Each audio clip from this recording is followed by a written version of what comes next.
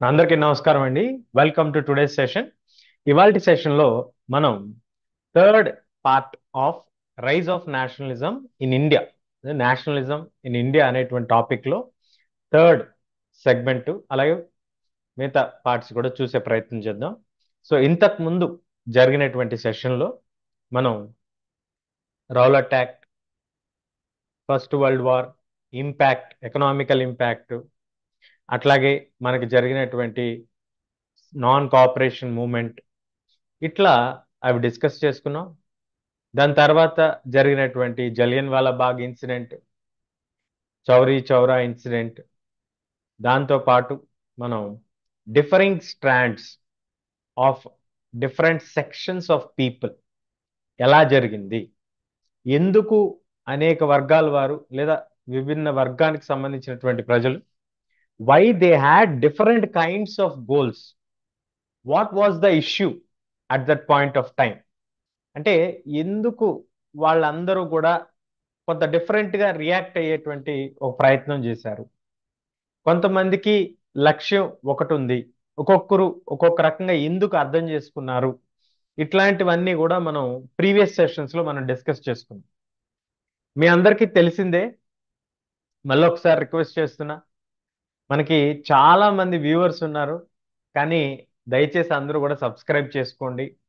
ముఖ్యంగా మన తెలుగు పిల్లలకి ఇంగ్లీష్ మీడియం చదువుతూ తెలుగులో కూడా కొంచెం క్లారిటీగా అర్థం చేయాలి అనేటువంటి ఒక ప్రయత్నంలో భాగంగా ఇది చేస్తున్నాను.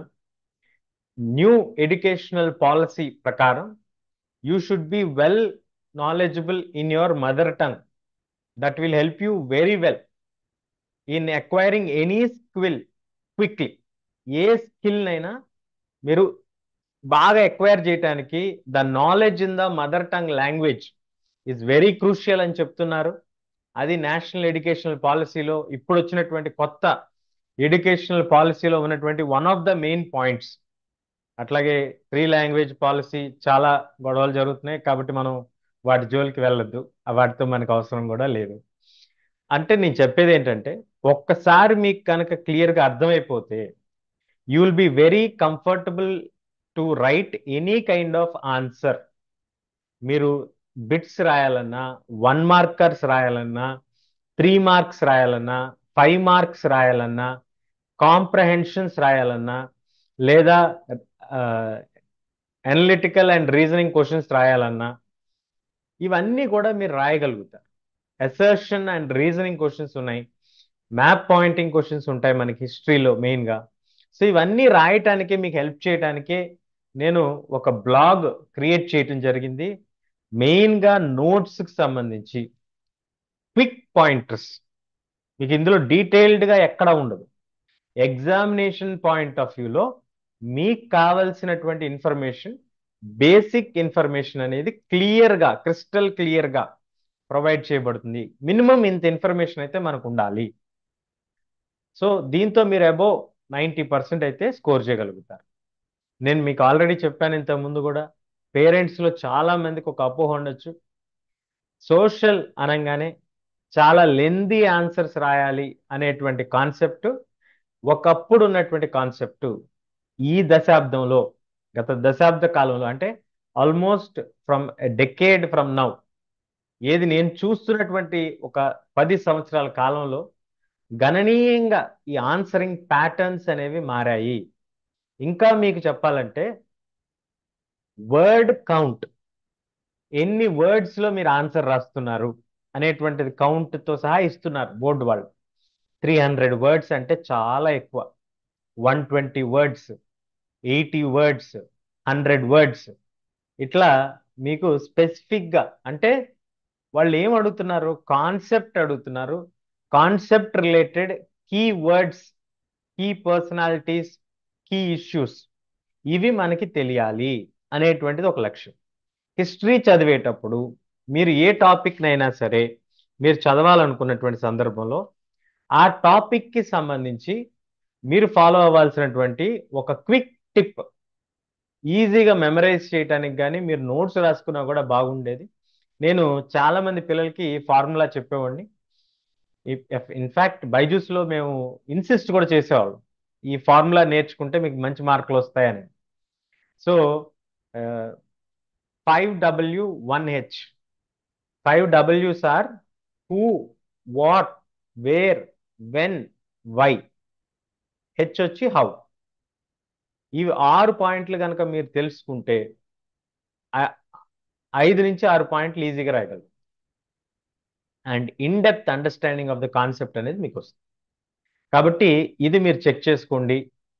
మీకు ఈజీగా అర్థమయ్యే విధంగా చెప్పే ప్రయత్నం చేస్తున్నాను. ఎస్, కమెంట్స్లో ఎవరో మెన్షన్ చేశారు, సార్ మీరు తెలుగు మీడియమా ఇంగ్లీష్ మీడియమా అని. మా తల్లిదండ్రులు చిన్నప్పటి నుంచి ఇంగ్లీష్ మీడియం చదివించారు.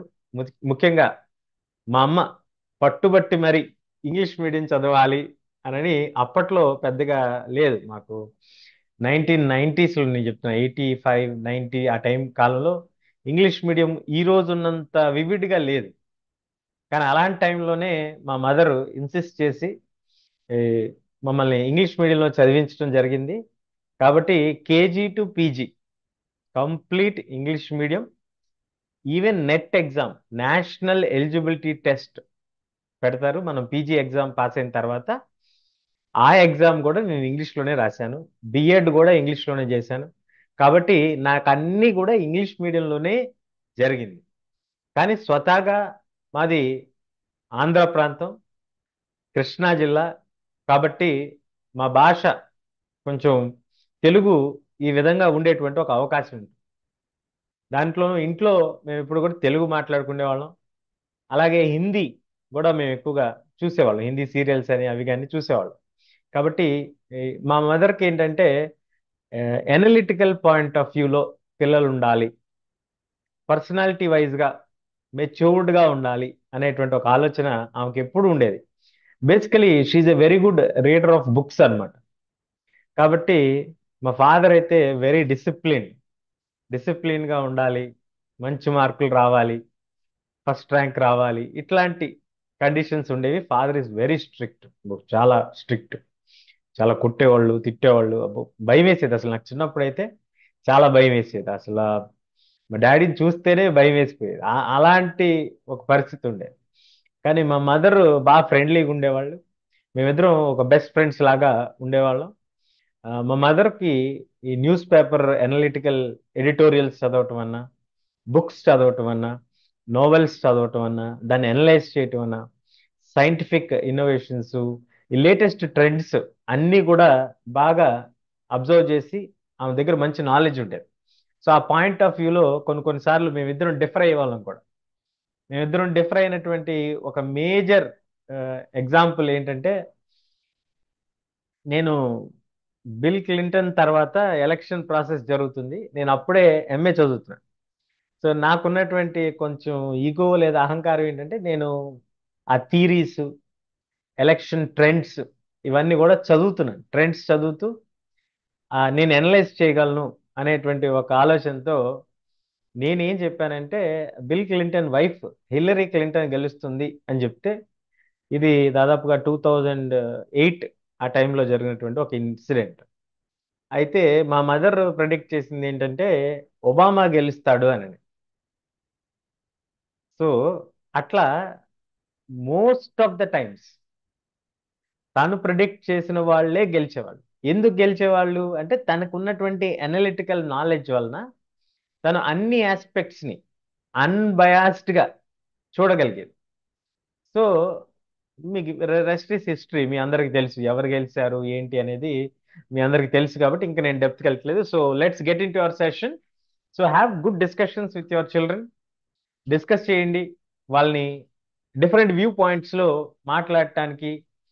Even if they don't understand at that point, నేను అదే చెప్తున్నాను కదా, ఇప్పుడు ఒకసారి వెనక్కి తిరిగి చూసుకుంటే she far ahead than us in thinking at that time. కాబట్టే మేము ఈరోజు whatever position we are, most reputed కంపెనీస్లో నేను పనిచేయటానికి,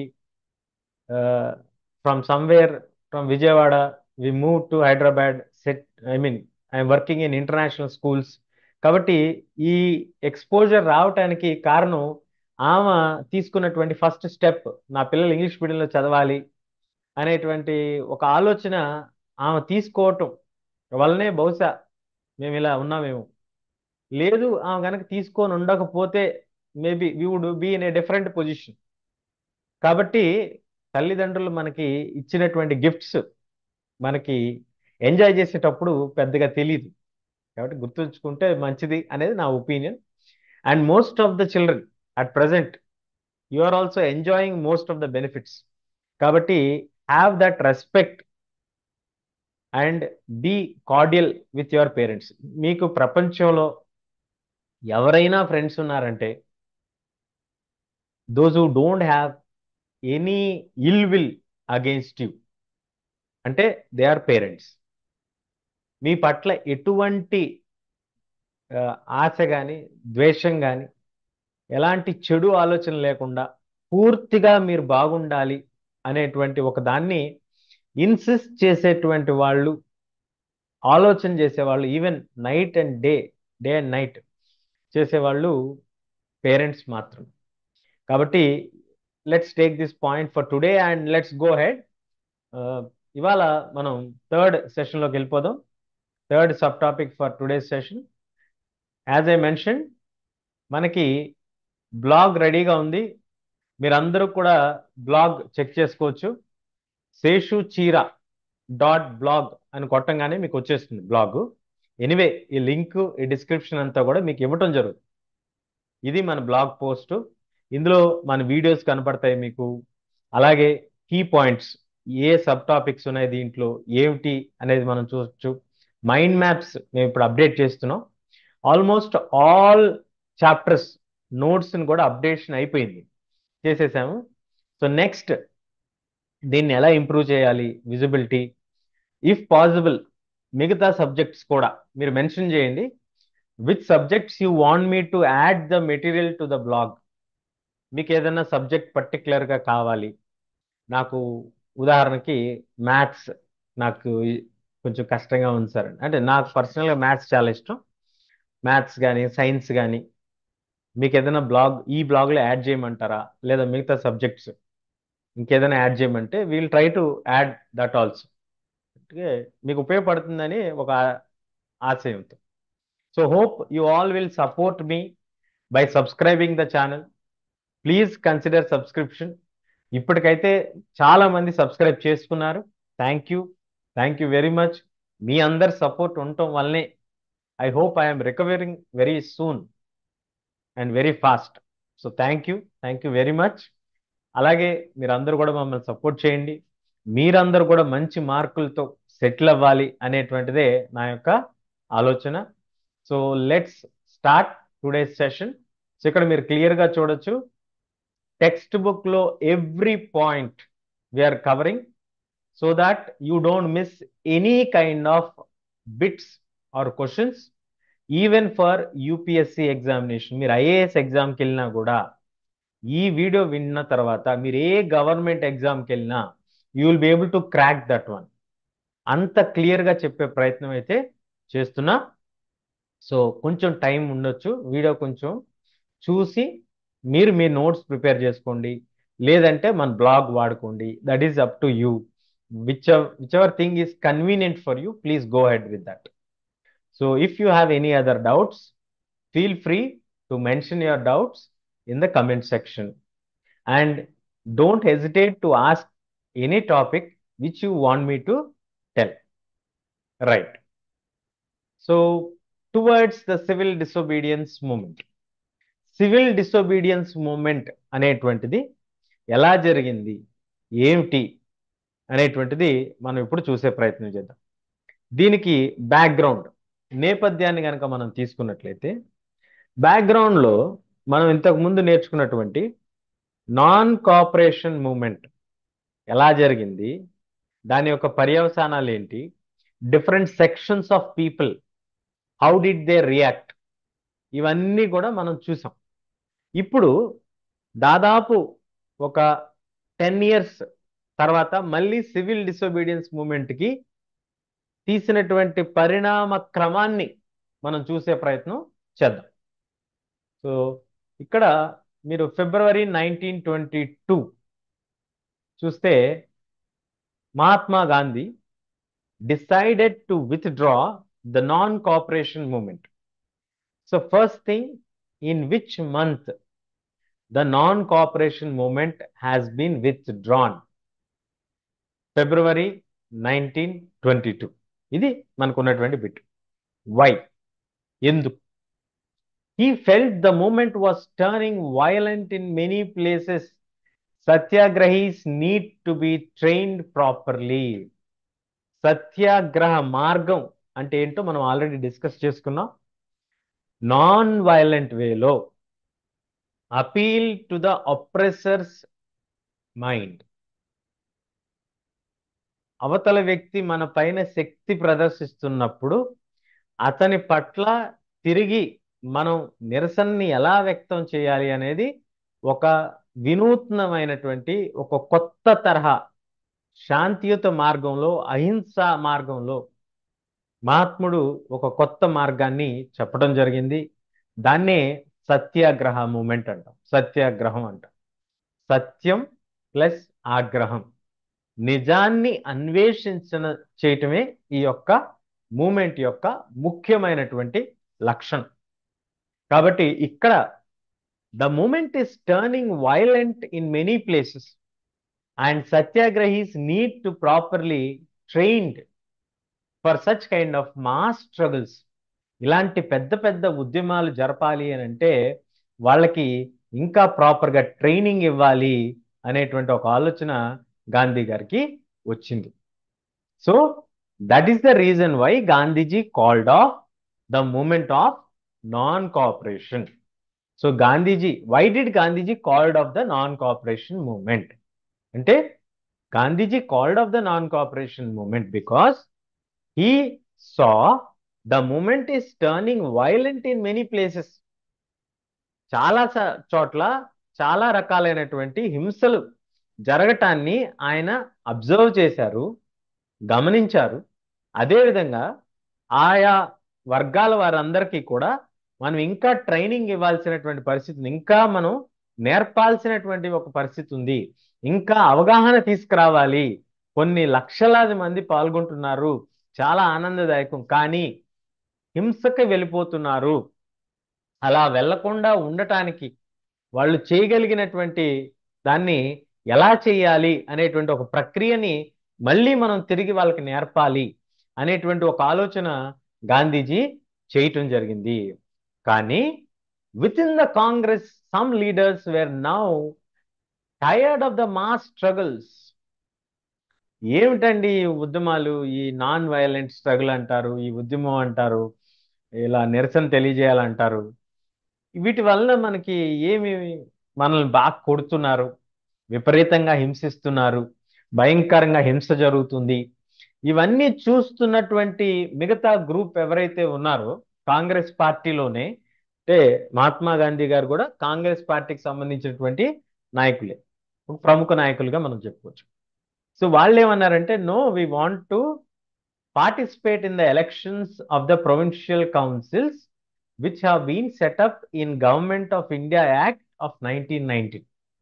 ఇక్కడ మనం గమనించాల్సినటువంటి పాయింట్ ఏంటంటే 1919లో వచ్చినటువంటి ఒక act, government of India act of 1919. ఈ యాక్ట్ని డయార్కీ అని కూడా అంటారు. సో డయార్కీ యాక్ట్ అంటే 2 లెవెల్స్ ఆఫ్ గవర్నమెంట్స్ ఉంటాయి.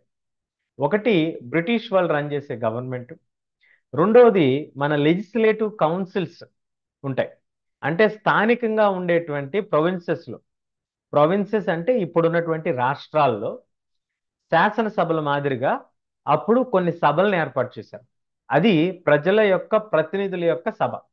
అందులో మన భారతీయులకి కొంత తక్కువ రిజర్వేషన్ ఉన్నప్పటికీ కానీ అక్కడ కొంత మన వాయిస్ని, మన గళాన్ని వినిపించేటువంటి ఒక ప్రయత్నం, పైగా ఇండియన్స్ని రిప్రజెంట్ చేయటానికి, ఇండియన్స్కి రిప్రజెంటేషన్కి ఒక అవకాశం వచ్చింది. కాబట్టి let us participate in the provincial council elections.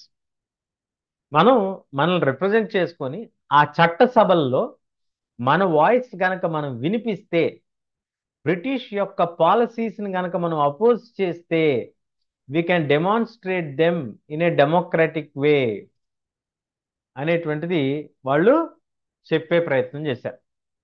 నిజానికి మనం వాళ్ళు సంఖ్య చాలా తక్కువ సీట్స్ ఉంటాయి ఇండియన్స్. ఉదాహరణకు 100 సీట్లు ఉంటే అందులో మనకి ఒక 25 కూడా ఉండవు. ఎందుకు ఉండవు అంటే మెజారిటీ ఆఫ్ బిల్స్ ఏదైనా బ్రిటిష్ వాళ్ళు పాస్ చేయాలనుకున్నప్పుడు మన వాళ్ళు ఎక్కువ మంది ఉంటే అందులో అపోజ్ చేసేటువంటి అవకాశం ఎక్కువ ఉంటుంది. ఎందుకు ఎందుకు అపోజ్ చేస్తాం అంటే బ్రిటిష్ వాళ్ళు ఎప్పుడూ కూడా బ్రిటిష్ వాళ్ళకి అనుగుణంగా దాదాపుగా తీసుకున్నటువంటి చట్టాలన్నీ వాళ్ళకి ఫేవర్గా ఉండేటువంటివే తీసుకునేవాళ్ళు. అంటే వాళ్ళకి బెనిఫిట్ చేసేటువంటివే వాళ్ళు ఇష్టపడేవాళ్ళు. అది వాళ్ళకి బెనిఫిట్ చేయాలి అని అంటే మన భారతీయులకి ఎంతో కొంత నష్టం జరిగేటువంటి ఒక అవకాశం ఉంటుంది. So whenever the British try to bring some policy in the form of a council or in the form of an act, it tries to benefit them only. మరి అలాంటప్పుడు ఎందుకు బ్రిటిషర్స్ ఇలాంటి ఒక ప్రయత్నం చేస్తున్నారు అంటే బ్రిటిష్ పార్లమెంట్ ఏదైతే ఉందో బ్రిటన్ పార్లమెంటు ఫామ్ అయింది 1688. దాన్ని మదర్ ఆఫ్ పార్లమెంట్స్ అని కూడా అంటారు. వాళ్ళు మొట్టమొదటి పార్లమెంట్ కలిగినటువంటి దేశం. వాళ్ళకి ఇప్పటికి కూడా రాజరికం వ్యవస్థ ఉంది, కానీ పార్లమెంట్ ఈజ్ సుప్రీం. నామినల్ హెడ్గా రాజుగారు ఉంటారు. కాబట్టి ఇలాంటి ఒక పార్లమెంటరీ సిస్టమ్ విధానాన్ని democratic system west minister hall అంటారు దాన్నే మదర్ ఆఫ్ పార్లమెంట్స్ అంటారు. ఆ హాల్లో వాళ్ళు పార్లమెంటరీ సిస్టమ్ మొదటగా ఏర్పాటు చేసుకున్నారు. ఎప్పుడైనా అక్కడ పార్టీలు అధికారాలు మారినప్పుడు భారతదేశంలో కూడా మనం ఇలాంటి ఒక విధానాన్ని ఏర్పాటు చేయాలి, భారతీయులను కూడా మనం నేర్పించాలి ఈ డెమోక్రటిక్ సిస్టమ్కి. అంటే యూరోపియన్స్ ఎప్పుడైనా ఏంటంటే we are more cultured, more civilised and more ahead than the rest of the world అనే వాళ్ళ ఫీలింగ్. ముఖ్యంగా ఈస్ట్తో కంపేర్ చేస్తే మన దేశాలన్నీ కూడా తూర్పు భాగాన ఉంటాయి, మన భూమికి తూర్పు భాగాన వస్తాయి, వాళ్ళు వెస్ట్ భాగానికి వస్తారు.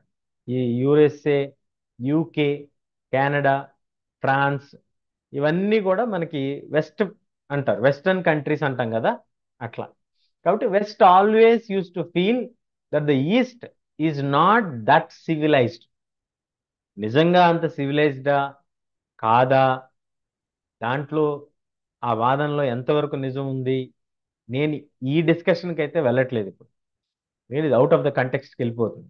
కానీ నేను చెప్పేది ఏంటంటే బ్రిటిష్ వాళ్ళు వాళ్ళ యొక్క పాలసీస్, వాళ్ళ యొక్క విధానమే హైలీ అడ్వాన్స్డ్ ట్రెండ్ అని ఫీల్ అయ్యేవాళ్ళు.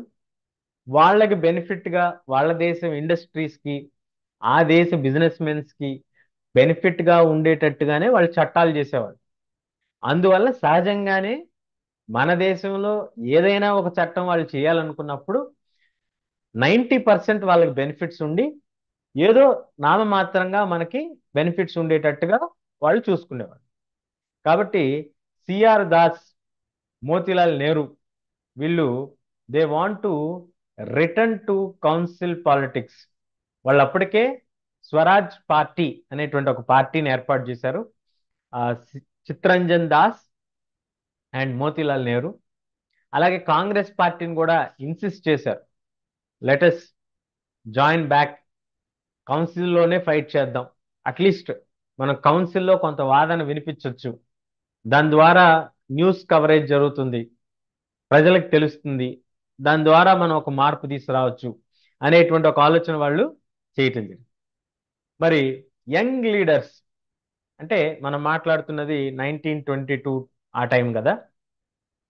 అప్పటికి యంగ్ లీడర్స్గా ఉన్నటువంటి వాళ్ళు, ఫ్రెండ్స్గా ఉన్నటువంటి వాళ్ళు ఎవరంటే జవహర్లాల్ నెహ్రూ అండ్ సుభాష్ చంద్రబోస్. వీళ్ళు ఇద్దరు కూడా they insisted, pressed for more radical mass agitation. ఏం అడిగారు వాళ్ళు? ప్రెస్డ్ అంటే ఇన్సిస్ట్ చేశారు, more radical mass agitation. More radical అంటే ఇంకా విస్తృతంగా జరగాలి, అది కూడా అహింసా మార్గంలో కాదు. నిరసన అనేది విపరీతంగా జరగాలి. ఆ విపరీతంగా నిరసన జరిగి వాళ్ళకి తెలియజేయాలి. సో జవహర్లాల్ నెహ్రూ, సుభాష్ చంద్రబోస్ అప్పుడు యంగ్ లీడర్స్ గా ఉన్నారు. అంటే maybe they are in their 25 to 30 years of age అయి ఉండొచ్చు. కాబట్టి వాళ్ళు ఏమన్నారంటే మోర్ రాడికల్ గా ఉండాలి, ఇంకా విస్తృతమైనటువంటి స్థాయిలో మనం ఈ యొక్క యాజిటేషన్ చేసి వి వాంట్ కంప్లీట్ ఇండిపెండెన్స్. వాళ్ళు ఏదో లెజిస్లేటివ్ కౌన్సిల్స్ ఇచ్చారు కాబట్టి మనకు కొంత పొలిటికల్ పవర్ వచ్చింది కాబట్టి వీ కెన్ గో హెడ్ అనేటువంటి ఆలోచనలు వద్దు. We want complete freedom.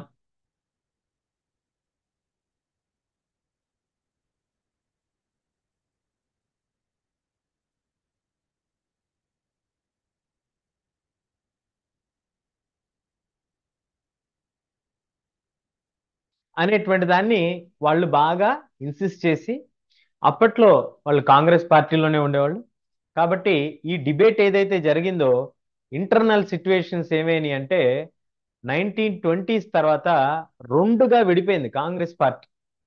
One who supported them, one who oppose them.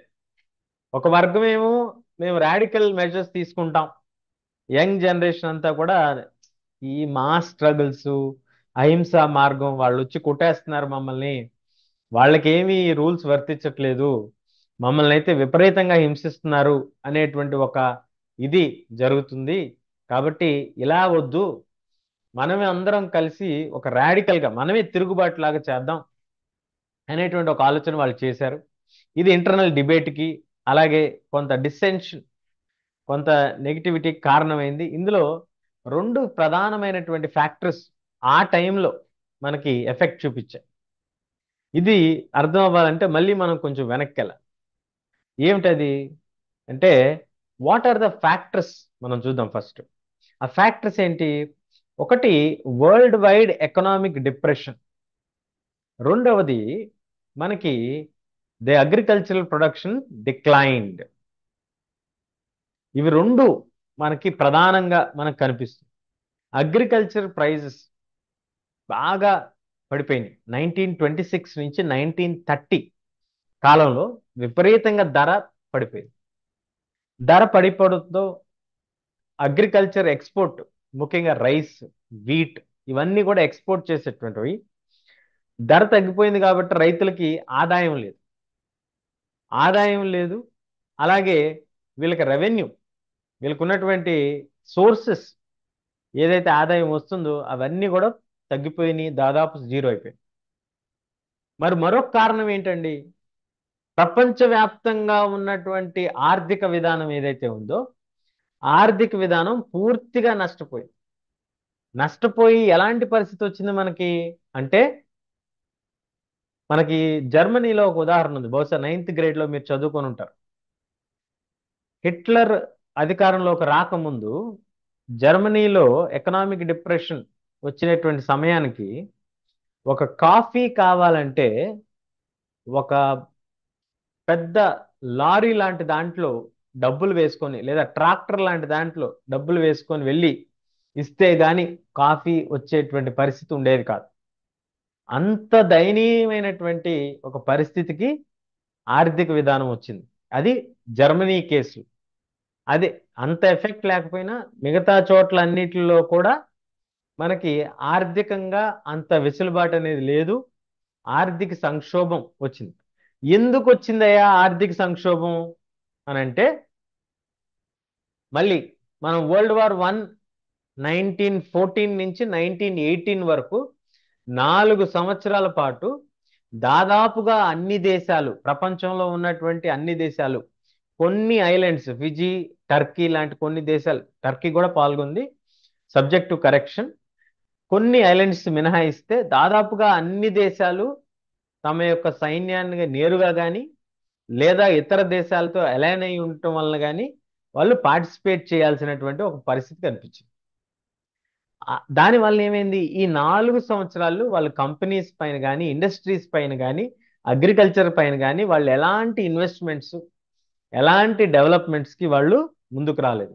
పూర్తిగా యుద్ధంలో సైన్యాన్ని పంపించడం, యుద్ధంలోనే దాన్ని ఇచ్చేయటం, యుద్ధం కోసమే ఖర్చు పెట్టడం, యుద్ధ సైన్యానికి ఖర్చు పెట్టడం, ఇవన్నీ కూడా చేస్తూ వచ్చారు.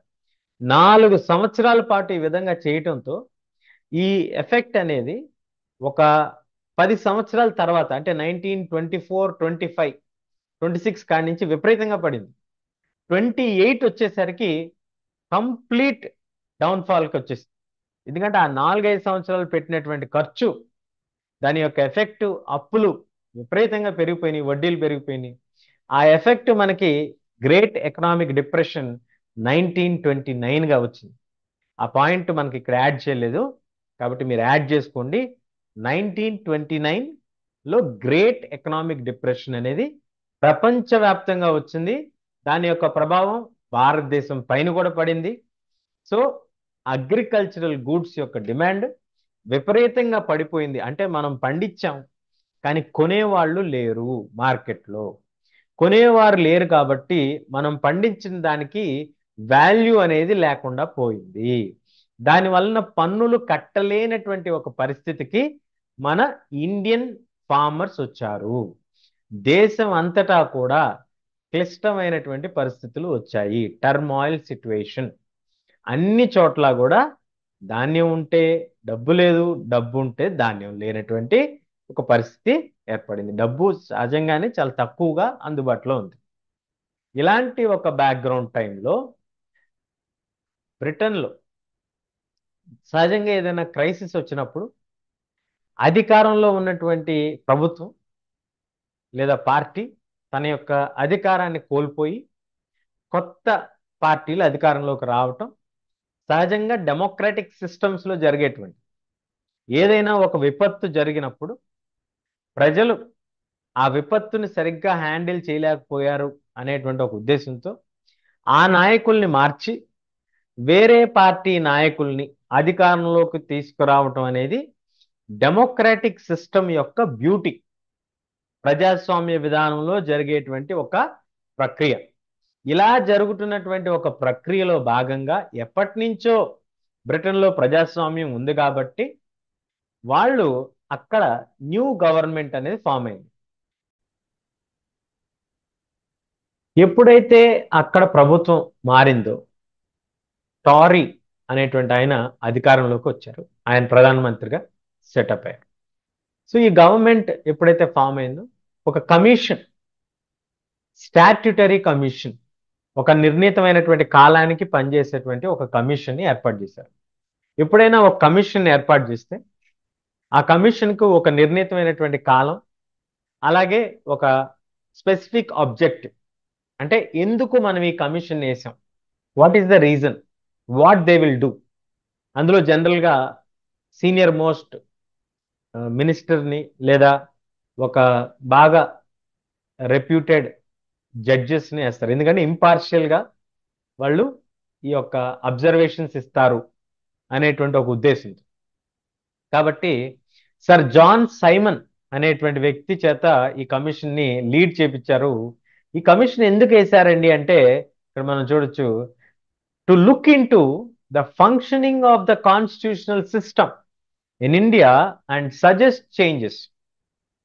ఇండియాలో ఈ నేషనల్ ఉద్యమం ఏదైతే జరుగుతుందో ఇంత నిరసన, ఇంత వ్యతిరేకత ఎందుకు వస్తుంది భారతీయుల దగ్గర నుంచి మనకి అనేటువంటి దాన్ని స్టడీ చేసి, దాంతో పాటు ఒకవేళ మనం చేసేటువంటి చట్టాల్లో ఏదైనా మార్పులు చేయాలా, ఏవైనా చేంజెస్ చేస్తే this particular agitations might come down అనేటువంటి ఒక ఉద్దేశంతో ఈ స్టడీ చేయటం ప్రారంభించాలి అనేటువంటిది వాళ్ళు చేశారు. కానీ ఈ కమిషన్ అప్పుడున్నటువంటి నాయకులందరికీ కూడా పెద్దగా నచ్చలేదు. మీరు చూడొచ్చు, మనకి కాంగ్రెస్ లీడర్స్ మీటింగ్ ఎలా జరిగేది అనేది మనకి స్క్రీన్ పైన ఒక ఇమేజ్ కనిపిస్తుంది. ఇది meeting of Congress leaders at Allahabad 1931. Allahabad అనేది మనకి ఉత్తరప్రదేశ్లో ఉంది. సో అలహాబాద్ నగరంలో కాంగ్రెస్ పార్టీ యొక్క మీటింగ్, అంటే అందరూ కూడా ఇలా కూర్చొని వాళ్ళు డిస్కస్ చేసుకునేవారు. సో ఈ ప్రాబ్లం ఏంటి అంటే, ఇందులో they don't have a Indian member in the commission. The commission did not have a single Indian member. They were all British. ఉన్నటువంటి వాళ్ళందరూ కూడా బ్రిటిష్ వాళ్ళే.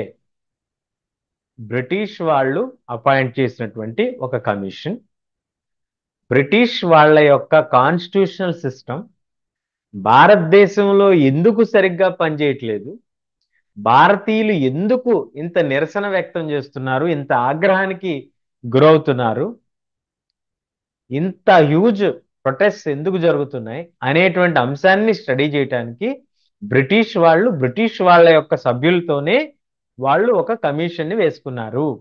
దీన్ని ఇండియన్స్ ఎలా వ్యతిరేకించారు, ఎందుకు వ్యతిరేకించారు అంటే, ఒకటి, they did not like the commission members. ఎందుకు? సహజంగా మన వాళ్ళనే మనం అపాయింట్ చేసుకుంటే మన గవర్నమెంట్కి బ్యాడ్ నేమ్ వచ్చేటట్టుగా కానీ రియాలిటీని కానీ ప్రెడిక్ట్ చేసేటువంటి అవకాశాలు చాలా తక్కువ. బహుశా చేసేవాళ్ళు ఏమో మనకు తెలియదు. కానీ అప్పుడు జరిగినటువంటి ఒక అబ్జెక్షన్ ఏంటంటే, ఒక్కరు కూడా భారతీయులు లేరు కదా ఇందులో అనేటువంటిది అక్కడ ఉన్నటువంటి క్రైటీరియా. దానికి వ్యతిరేకంగా ఎప్పుడైతే Simon commission arrived in India, ఇది డిక్లేర్ చేసింది 1927, కానీ మనకి ఇండియాకి వచ్చింది 28. కాబట్టి యూపీఎస్సికి కానీ గవర్నమెంట్ ఎగ్జామ్స్కి కానీ రాసేవాళ్ళు ఇండియాలోకి ఎప్పుడు వచ్చిందో అదే క్రైటీరియా. క్వశ్చన్ కనుక when it is been announced అనేటువంటి క్వశ్చన్ వస్తే 1927 will be the correct answer. అది కూడా డిసెంబర్, స్పెసిఫిక్గా చెప్పాలంటే 1927 డిసెంబర్లో వాళ్ళు అనౌన్స్ చేశారు. అప్పట్లో షిప్స్లో వచ్చేవాళ్ళు కాబట్టి 2 months టైం పట్టేది. కాబట్టి వాళ్ళు వచ్చేపాటికి సంవత్సరం మారిపోయింది. వాళ్ళు వచ్చేసరికి 2 నెలల్లో మన భారతీయులు అందరూ కూడా విస్తృతంగా ప్రచారం జరిగి ఆర్థిక ఇబ్బందులు పడుతూ చాలా కష్టాలు పడుతున్నటువంటి నేపథ్యంలో సైమన్ కమిషన్కి సైమన్ గో బ్యాక్ అనేటువంటి నిరసనలతో ఆల్ పార్టీస్, కాంగ్రెస్ పార్టీ, ముస్లిం లీగ్ పార్టీ, అంటే ముస్లిం లీగ్ పార్టీ అని ప్రత్యేకంగా ఎందుకు చెప్తున్నాం అంటే, వాళ్లే తర్వాత కాలంలో మాకు పాకిస్తాన్ కావాలి, ముస్లిం దేశం కావాలి అని విడిపోయినటువంటి ఒక పార్టీ కూడా అప్పట్లో కలిసే ఉన్నారు. అందరూ కలిసి డెమాన్స్ట్రేషన్స్ చేశారు. ఇలా డెమాన్స్ట్రేషన్స్ చేయటం వలన ప్రభుత్వానికి ఒక నివేదిక అందింది.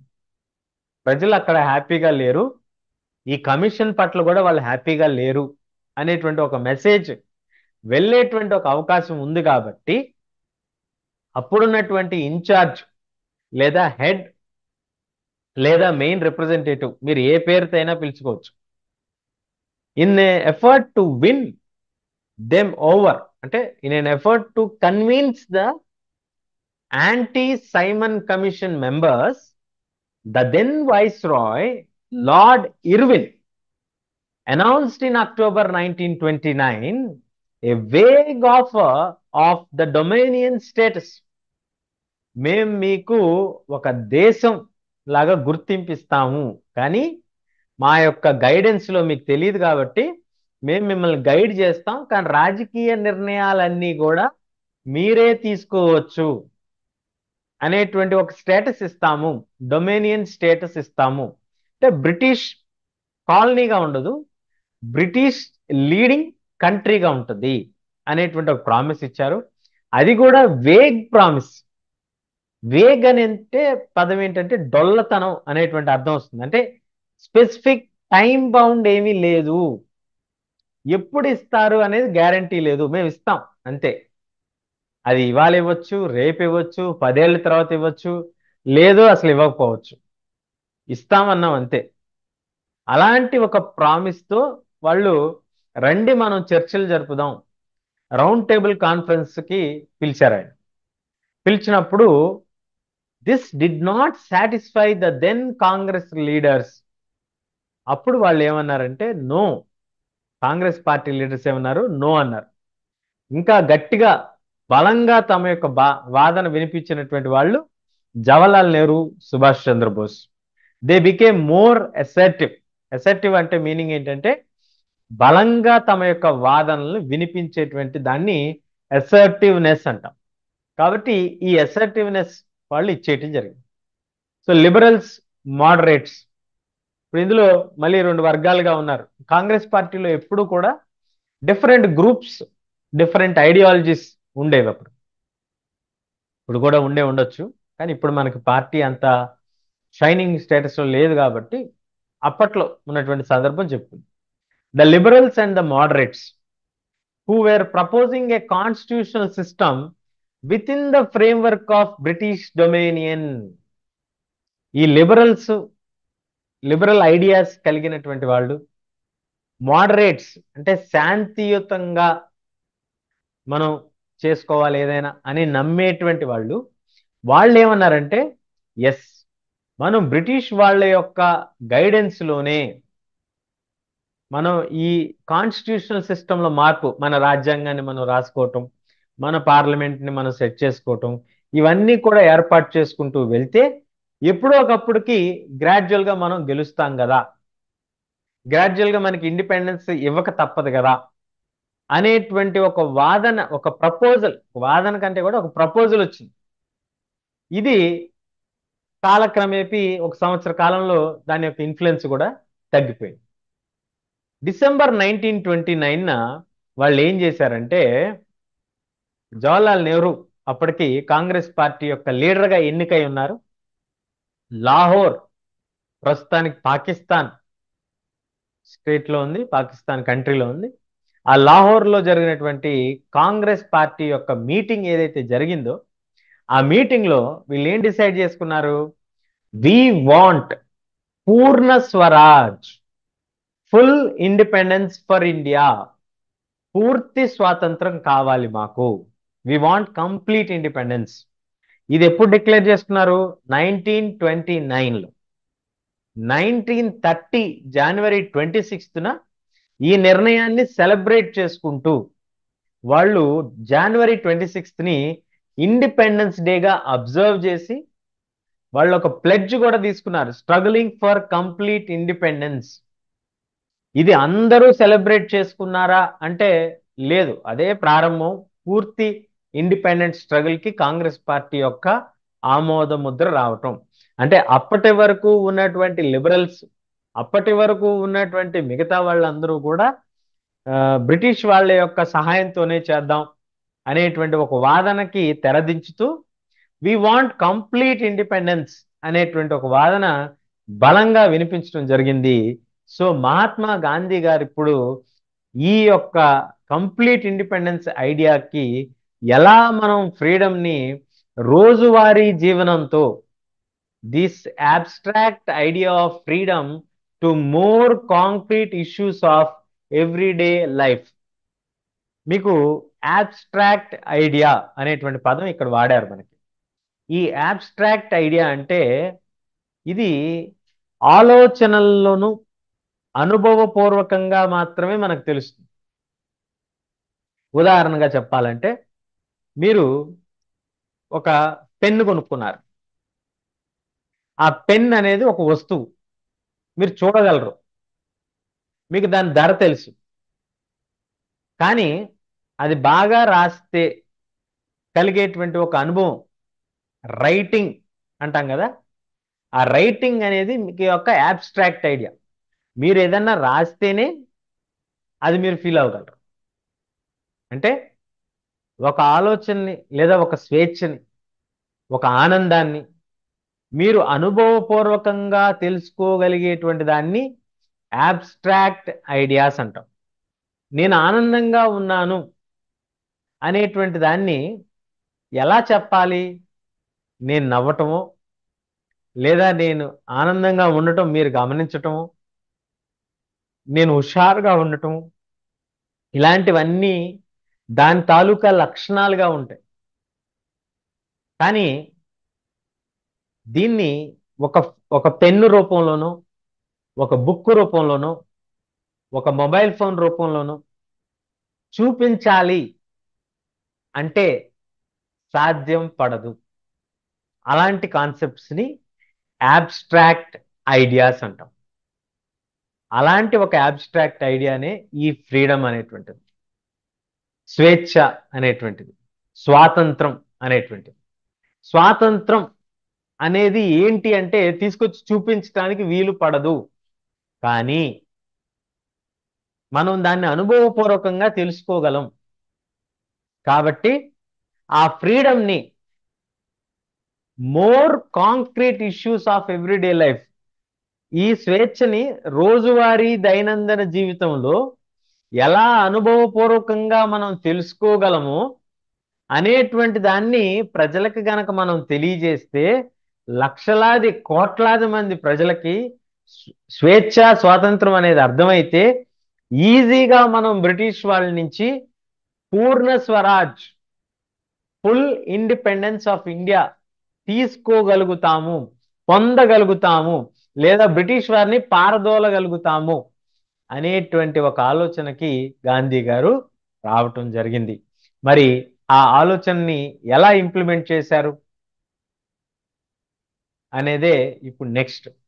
ఎందుకంటే ఇది చాలా కష్టమైనటువంటి ఒక ప్రక్రియ.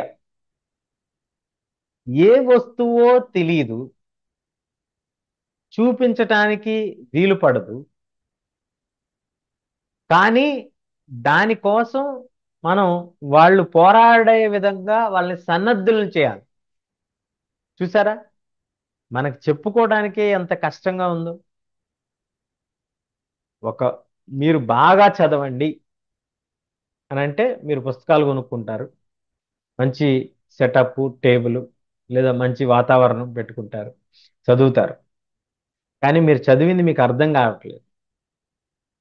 మీరు ఏదో చదివారు, హోమ్స్ లాను ఏదో చదివారు, సైన్స్లోను మ్యాథ్స్లోను ఎలక్ట్రిసిటీ చాప్టర్ లేదా ఆల్జిబ్రాను. ఆల్జిబ్రాకి సామెత కూడా ఉంది, ఆల్జిబ్రా గుండె గాబరా అని. ఇలాంటివి మీకు కన్ఫ్యూజన్లో వస్తే, ఇది నాకు అర్థం కావట్లేదు, ఈ ఆల్జిబ్రాని మనం అసలు ఎక్కడ వాడతాం, లేదా ట్రిగ్నోమెట్రీ, ఈ sine theta cos theta tan theta ఇట్లాంటివన్నీ కూడా ఎక్కడ వాడతాం. ఈ ట్రయాంగిల్ వేసాం, ఈ లెంత్ వేసాం, ఈ యాంగిల్ చూపించాం, sine tan opposite side by adjacent side ఏదో మీకు ఫార్ములాస్ ఉంటాయి కదా, వేస్తారు, బాగానే ఉంది, కానీ అది ఎక్కడ వాడతారు? ఇది పెద్ద క్వశ్చన్. తెలిస్తే చెప్పండి. నేను చదువుకుంటప్పుడు ట్రిగ్నామెట్రీ ఎక్కడ వాడతారు డే టు డే లైఫ్లో అనేది నాకు చాలా పెద్ద డౌట్. అఫ్ కోర్స్ కష్టంగానే ఉండేది ట్రిగ్నామెట్రీ సమ్స్, ఆ ట్రయాంగిల్స్ గీయటం ఇవన్నీ కూడా. కానీ నేను హైదరాబాద్ వచ్చిన తర్వాత నేను ఆ ఫ్లైఓవర్స్ గమనించినప్పుడు, అప్పట్లో మాకు చెప్పారు, టీచర్స్ చెప్పారు, ఇవి బ్రిడ్జెస్ కి వీటికి వాడతారని చెప్పారు. బ్రిడ్జ్లు అంటే ఇలా పైకి వెళ్తాయి ఇలా కిందకి వెళ్తాయి అని అనుకునేవాడు, కానీ ఈ ఫ్లైఓవర్స్ వచ్చిన తర్వాత ఏంటంటే మనకి ఫ్లై ఓవర్ ద ఏరియా, అంటే ఈ కింద నుంచి ఒక రోడ్డు ఉంటుంది, పై నుంచి ఒక రోడ్డు ఉంటుంది. ఈ పై రోడ్డు మీదకి ఎలివేటెడ్ యాంగిల్లో వెళ్తాం మనం పైకి. ఈ ఎలివేటెడ్ యాంగిల్లో పైకి వెళ్ళి మళ్ళీ కిందకి దిగుతాం, ఆ ఎలివేటెడ్ యాంగిల్లో దిగుతాం. సో అట్లా ఎలివేటెడ్ యాంగిల్స్ దగ్గర మనం ట్రిగ్నోమెట్రీ వాడతాం, అంటే ఎంత యాంగిల్లో మనం ఎలివేట్ అవ్వచ్చు. మరి ఇలా 90 డిగ్రీస్లో వెళ్తే మనం వెళ్ళలేం, పైకి వెళ్ళలేం.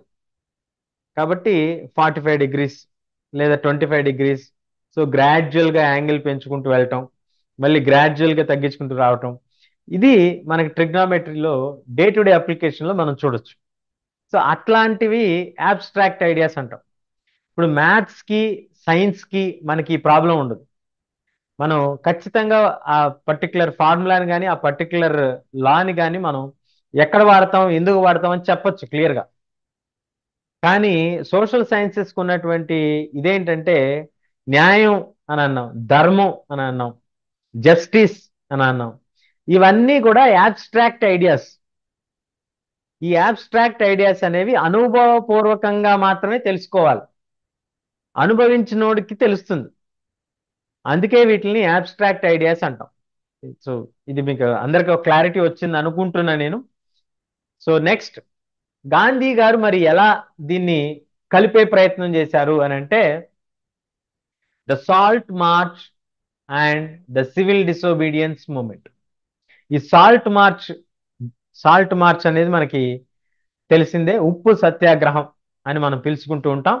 So Mahatma Gandhi found in salt a powerful symbol that could unite the nation. Mahatma Gandhi గారు సాల్ట్ అనేది చాలా పవర్ఫుల్ సింబల్, భారతీయులందరినీ కూడా ఒకటి చేయటానికి. ఇక్కడ ఎందుకండి భారతీయులందరినీ ఒకటి చేయాలి? భారతీయులందరూ ఒకటి కాదా? భారతీయులందరూ అప్పట్లో అనేక ప్రాంతాలుగా విడిపోయి ఉన్నారు, అనేక వర్గాలుగా ఉన్నారు. ఒక్కొక్క వర్గం వారు ఒక్కొక్క రకమైనటువంటి నిర్వచనాన్ని ఇచ్చుకున్నారు స్వరాజ్కి. కాబట్టి వాళ్ళందరికీ ఒక కామన్ అజెండా, ఒక కామన్ పాయింట్ ఆఫ్ వ్యూ, ఒక కామన్ ఆబ్జెక్ట్, ఒక కామన్ ఇష్యూ అనేది కావాలి. అందుకే సాల్ట్ తీసుకున్నారు. ఎందుకు సాల్ట్ అంటే, ఉప్పు అనేది ధనవంతుడైనా పేదవాడైనా, బిజినెస్ మెన్ అయినా సామాన్య రైతైనా వాడేటువంటి ఉప్పు ఒకే రకంగా వాడతారు. ఇంకా కొంచెం తక్కువ వాడతారు అనారోగ్యం సమస్యలు ఉన్న వాళ్ళు.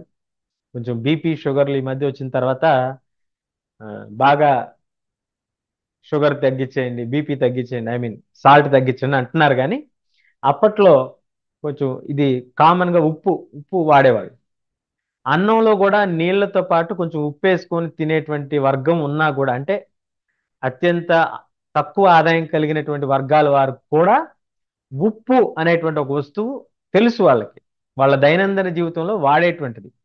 అంటే గాంధీ గారు ఆలోచించింది ఏంటంటే, the salt is one item which is commonly used across all segments of population. అన్ని వర్గాల ప్రజలకి ఉపయోగపడేటువంటి ఒక కామన్ ఐటమ్ ఏంటి అంటే సాల్ట్, ఉప్పు. కాబట్టి ఆయన సాల్ట్ని ఎంచుకున్నారు. Salt can be a powerful symbol, ఉప్పు చాలా పవర్ఫుల్ సింబల్ అవుతుంది టు యునైట్ ద నేషన్, అందరినీ ఒకటిగా చేసేటువంటి దాంట్లో ఉపయోగపడుతుంది అనేటువంటి ఒక ఆలోచన ఆయన చేశారు.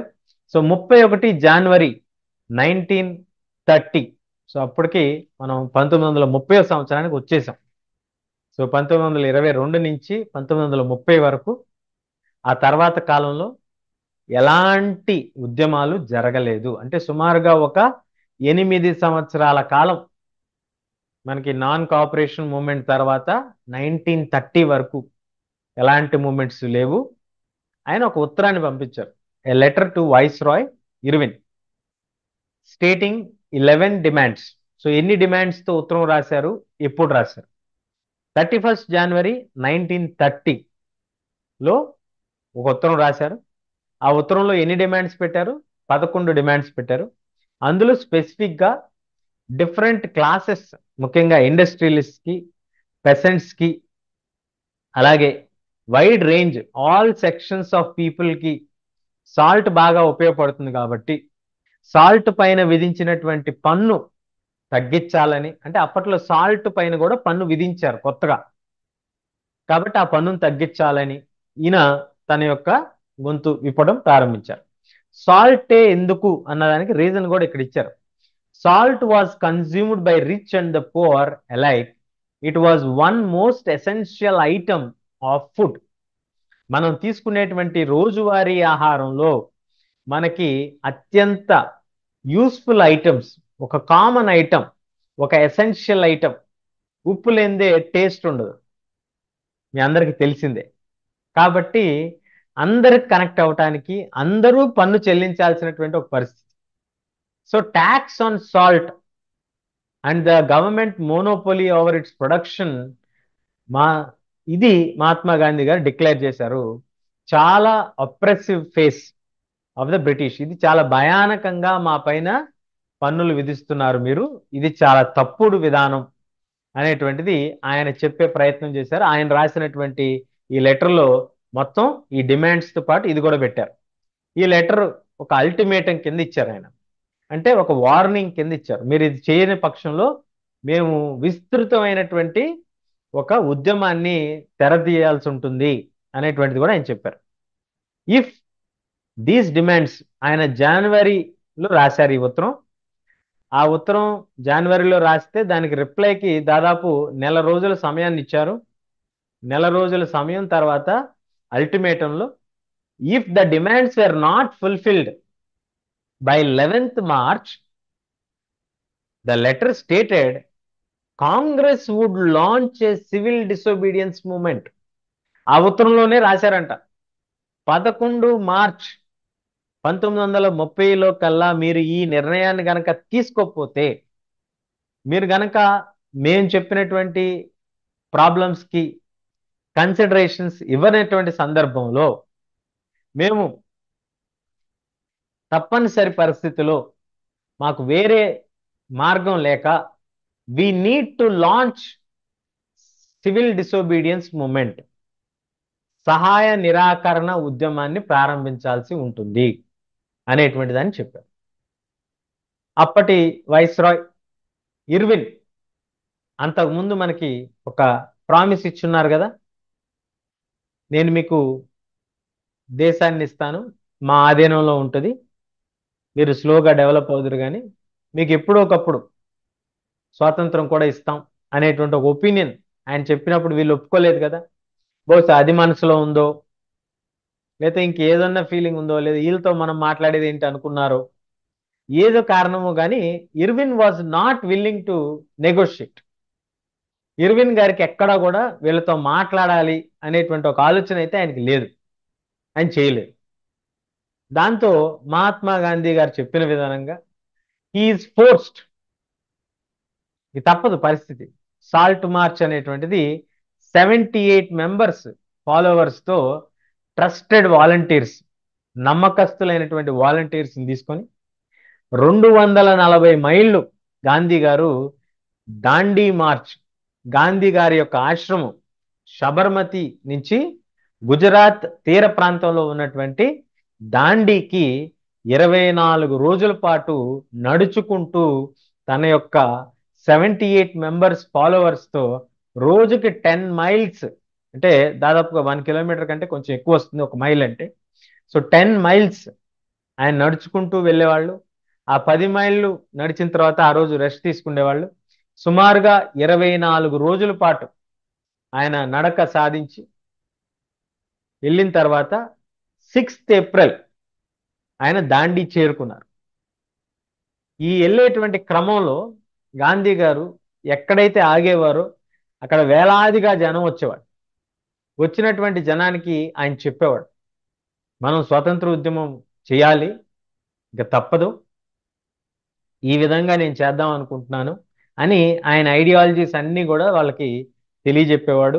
ప్రజలందరూ కూడా గుంపులు గుంపులుగా వచ్చిన శాంతియుతంగా ఉండండి, శాంతియుతంగానే నిరసనలు తెలియజేయండి అనేటువంటి ఒక మెసేజ్ని అయితే ఆయన చాలా క్లియర్గా చెప్పే ప్రయత్నం చేసేవాడు. సో April 6th, 1930న ఆయన ఈ రీచ్ దాండి. అఫీషియలీ ఆయన చట్టాన్ని బ్రేక్ చేశారు. ఎప్పుడు కూడా గాంధీ గారు చట్టాన్ని బ్రేక్ చేసినటువంటి సందర్భాలు ఉండవు. He never defied any law. కానీ మొట్టమొదటిసారి April 6, 1930 దాండీ అనేటువంటి గుజరాత్ తీర ప్రాంతంలో ఆయన సాల్ట్ లా ఏదైతే ఉందో అప్పుడు ఆ సాల్ట్ లా బ్రేక్ చేసి ఆయన సాల్ట్ని తయారు చేయటం ప్రారంభించాడు. దాని ద్వారా ఈ సివిల్ డిసోబీడియన్స్ మూమెంట్ అనేది స్టార్ట్ అయ్యింది.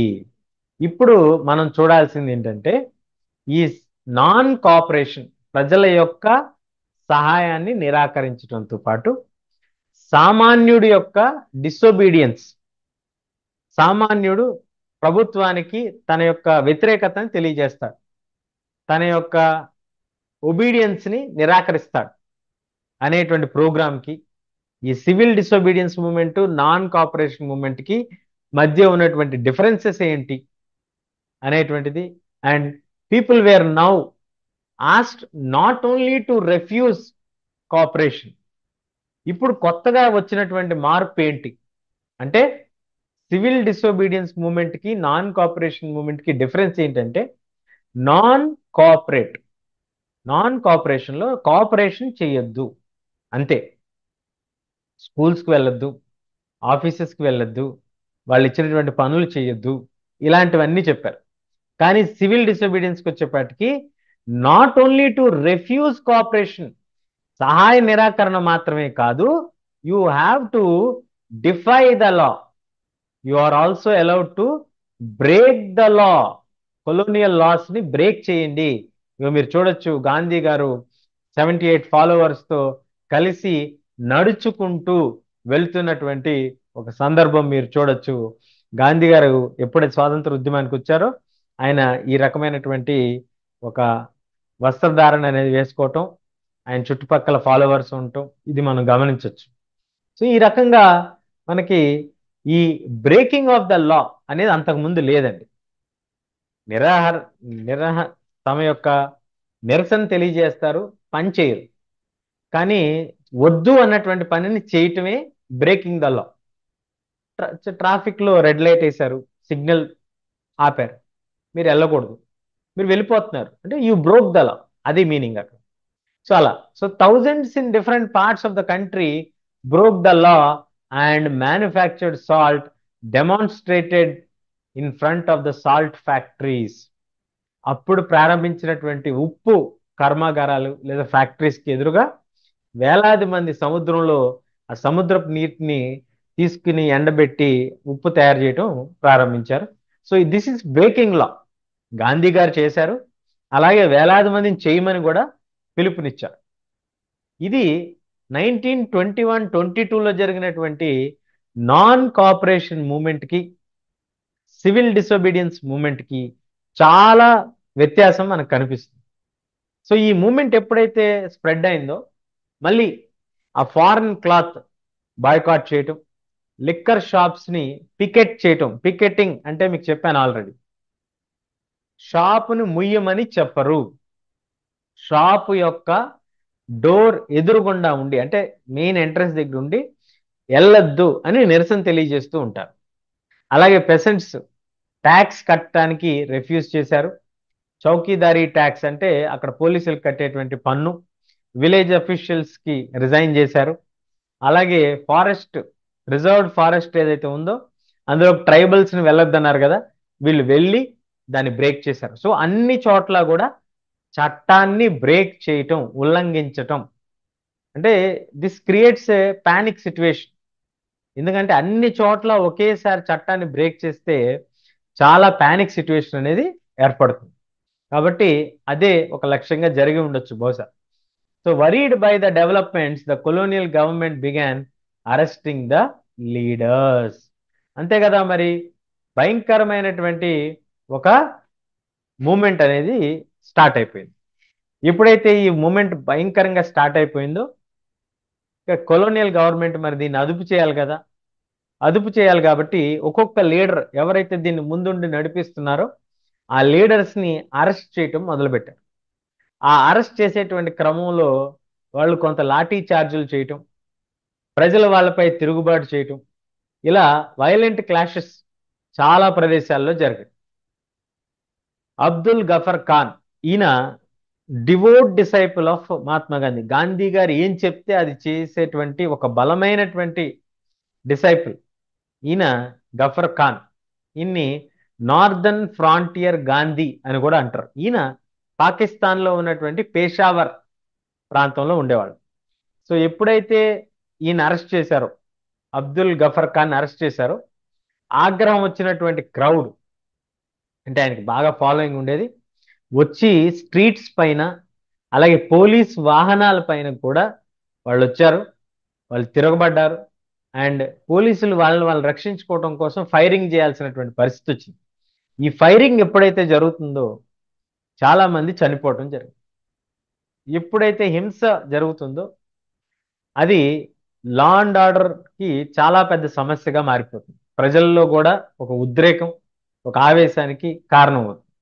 ఒక నెల రోజుల తర్వాత దాదాపుగా మహాత్మా గాంధీ గారిని నేరుగా షోలాపూర్ దగ్గర ఇండస్ట్రియల్ వర్కర్స్ ఇవన్నీ నిరసనలు తెలియజేస్తున్నారు, ఈయనే మెయిన్ రీజన్ అనేటువంటి ఒక ఉద్దేశంతో ఏప్రిల్ 1930 ఖాన్ అబ్దుల్ గఫర్ ఖాన్ అరెస్ట్ అయితే మంత్ లేటర్ అన్నారు కాబట్టి మే 1930లో గాంధీ గారిని కూడా అరెస్ట్ చేశారు.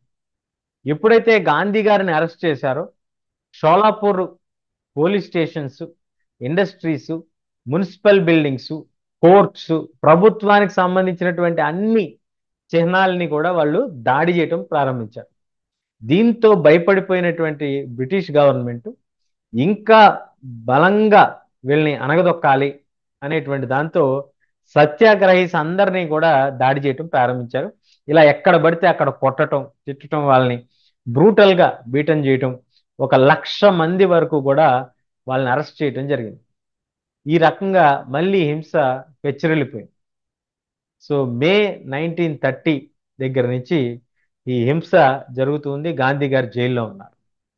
So Gandhi once again decided to call off the movement and enter into a pact with Irwin on 5th March 1931.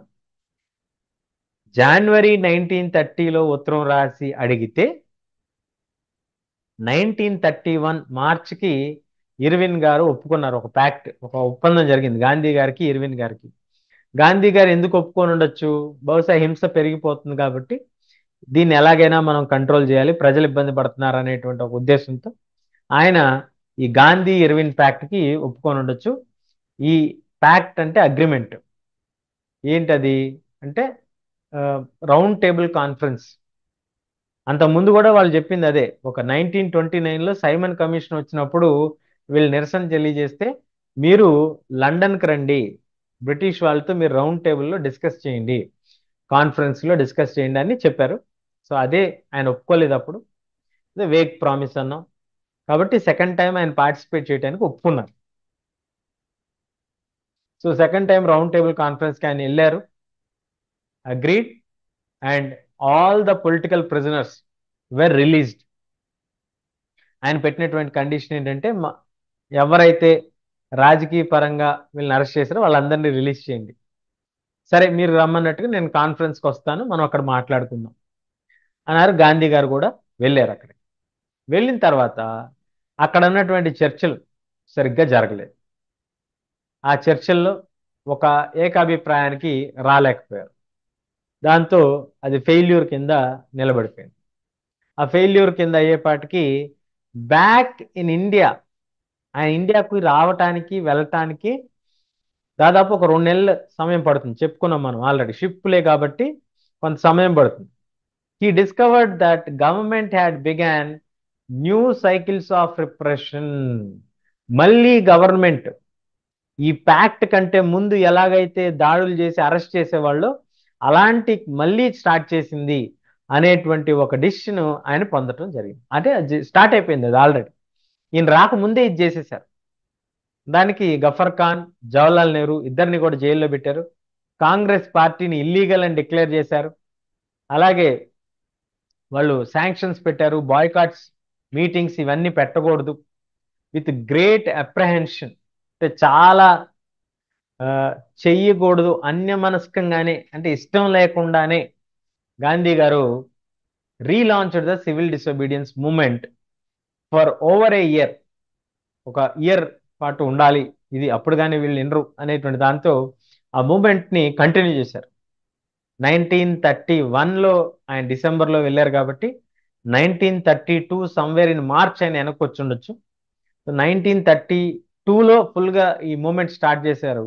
కానీ 33, 34 వచ్చేపాటికి ఆ మొమెంటం అనేది తగ్గిపోయింది. దాని యొక్క ఉత్సుకత అనేది పూర్తిగా తగ్గిపోయింది, చల్లబడిపోయింది అంటారు కదా, అలాగా చెప్పబడిపోయింది అనమాట. ఎందుకు అంటే దాన్నే మనం ఇప్పుడు అనలైజ్ చేయబోతున్నాం. How participants saw the movement. ఈ మూమెంట్ని ప్రజలు ఎట్లా చూశారు అంటే how the participants saw it అనేటువంటిది ఇక్కడ ప్రధానమైనటువంటి సమస్య. డిఫరెంట్ సోషల్ గ్రూప్స్ ఉన్నాయి, మనం ముందే చెప్పుకున్నాం. డిఫరెంట్ సోషల్ గ్రూప్స్ పార్టిసిపేట్ చేసి సివిల్ డిసోబీడియన్స్ లో. Why they join the movement, what were the ideals, what did Swaraj mean to them. ఈ డిఫరెంట్ గ్రూప్స్ వాళ్ళకి డిఫరెంట్ ఆశయాలు, డిఫరెంట్ కోరికలు, డిఫరెంట్ నిర్వచనాలు స్వరాజ్యం అంటే ఉండటం అనేది మనం ప్రీవియస్ మూమెంట్ లో కూడా చూసాం. ఈ మూమెంట్ లో కూడా మనం గమనించవచ్చు ఆ పాయింట్. వన్ బై వన్ మనం డిస్కస్ చేసుకుంటాం. So in the countryside, rich peasants like Patidars and Gujarat లో జాట్స్, పట్టిదార్స్ ఆఫ్ గుజరాత్ అలాగే Jats Uttar Pradesh, they were being producers of commercial crop. వీళ్ళు ఏంటంటే ఎక్కువ ఆదాయం వచ్చేటువంటి క్రాప్స్ ని పంట పండిస్తూ ఉండేవారు. They were hard hit by trade depression and falling of the prices. సో వీళ్ళకి బాగా ఇబ్బంది వచ్చింది ఎప్పుడంటే, ఎప్పుడైతే మనకి ధరలు బాగా తగ్గాయని చెప్పుకున్నాం కదా, ఆ ధరలు బాగా తగ్గినటువంటి ఒక సందర్భంలో వీళ్ళకి బాగా ఇబ్బంది వచ్చింది. కాబట్టి వాళ్ళు ప్రభుత్వం విధించినటువంటి పన్నులు, రెవెన్యూ ట్యాక్స్ పే చేయలేనటువంటి సందర్భం. కాబట్టి refusal of the government to reduce the revenue demand led to widespread resentment. ఎప్పుడైతే ఈ పన్ను మేము తగ్గించాం అనేటువంటి దాన్ని చెప్పారో, దాంతో ప్రజల్లో ఒక ఆగ్రహం వచ్చింది. ముఖ్యంగా Jats of Uttar Pradesh, Patidars of Gujarat. These rich peasants became enthusiastic supporters of the civil disobedience movement. కాబట్టి వీళ్ళు ఈ సివిల్ డిసోబీడియన్స్ మూమెంట్ కి సపోర్ట్ చేశారు. ఆర్గనైజింగ్ దేర్ కమ్యూనిటీస్, వాళ్ళ యొక్క కమ్యూనిటీస్ని ఆర్గనైజ్ చేసి మరి స్టార్ట్ చేసుకున్నారు. కానీ forcing reluctant members to participate in the boycott movement, కొన్నిసార్లు ఇష్టం లేకపోయినా కూడా కొంతమందిని బలవంతంగా తీసుకొచ్చారు. కానీ ఫర్ దెమ్, వాళ్ళ యొక్క దృష్టిలో ఫైట్ ఏంటి, స్ట్రగుల్ ఎందుకు ఇది అంటే, స్ట్రగుల్ అగేన్స్ట్ హై రెవెన్యూస్, అంటే పన్ను తగ్గిస్తే చాలు అనేది వాళ్ళు. 1931లో ఎప్పుడైతే గాంధీ ఇర్విన్ ప్యాక్ట్ చేసుకొని వాళ్ళు ఈ మూమెంట్ ని కాల్ ఫర్ చేశారో మహాత్మా గాంధీ, ఈ రెవెన్యూ రేట్స్ అనేవి రివైజ్ అవ్వలేదు. వాళ్ళు కోరుకున్నటువంటి లక్ష్యం సాధన పడలేదు, అది సాధ్యం కాలేదు. మరి అలాంటప్పుడు ఈ మూమెంట్ మళ్ళీ స్టార్ట్ చేయండి అని గాంధీ గారు పిలిపించినప్పుడు, తిరిగి అక్కడ టాక్స్ ఫెయిల్ అయ్యి తిరిగి వచ్చినప్పుడు, ఈ particular communities they refuse to participate. వాళ్ళు ఎవరూ కూడా ఇష్టపడలేదు పార్టిసిపేట్ చేయటానికి.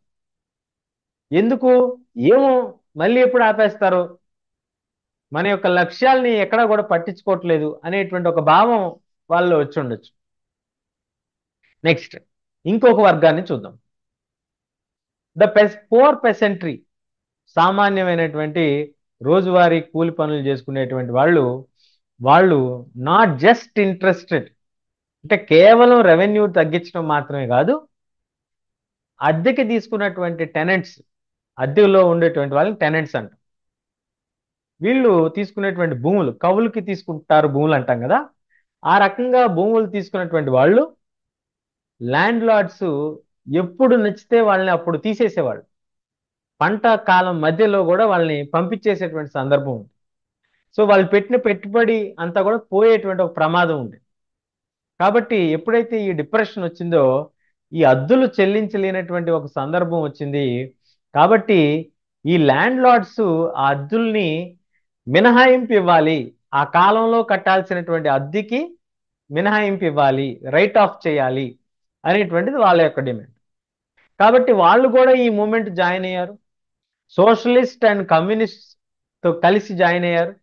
ఎప్పుడైతే ఈ రిచ్ పెసెంట్స్ ఇష్యూస్ ని కాంగ్రెస్ పార్టీ సపోర్ట్ చేసిందో, ఈ రెవెన్యూ డిమాండ్ తగ్గాలి అని, కానీ నో రెంట్ క్యాంపెయిన్, ఆ పర్టిక్యులర్ క్రైసిస్ పీరియడ్ లో రెంట్ తీసేయండి అనేటువంటి ఒక నినాదానికి కాంగ్రెస్ పార్టీ అప్రూవల్ ఇవ్వలేదు. అంటే కాంగ్రెస్ పార్టీ ఏం భయపడిందంటే, మనం గనక ఈ నో రెంట్ క్యాంపెయిన్ గనక ఓకే చెప్తే ఆ రిచ్ పెసెంట్స్ మనకి సపోర్ట్ చేయకపోవచ్చు, కాబట్టి మనకి ఇబ్బందిగా ఉండొచ్చు అనేటువంటి ఒక ఆలోచనతో కాంగ్రెస్ పార్టీ డెలమాలో ఉంది.